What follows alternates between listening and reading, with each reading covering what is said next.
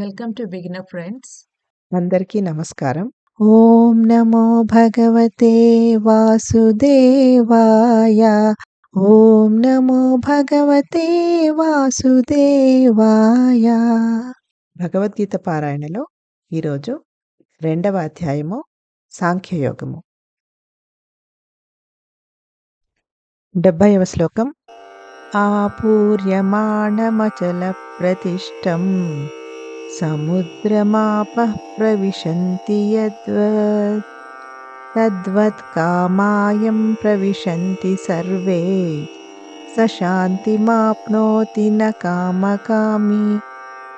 Meaning in English, just as the ocean remains undisturbed by the incessant flow of waters from rivers merging into it, likewise, the sage who is unmoved despite the flow of desirable objects all around him attains peace, and not the person who strives to satisfy desires.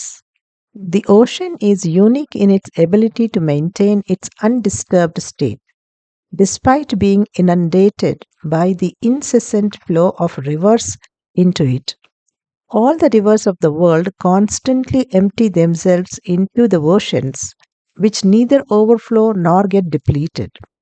Sri Krishna uses this word apuryamana, filled from all the sides, to describe that even the rivers pouring all their water during the rainy season into the ocean cannot make it overflow. Similarly, the realized sage remains quiescent and unmoved in both conditions, while utilizing sense objects for bodily necessities or being bereft of them. Only such a sage can attain Shanti or true peace. ఇప్పుడు తెలుగులో తాత్పర్యం.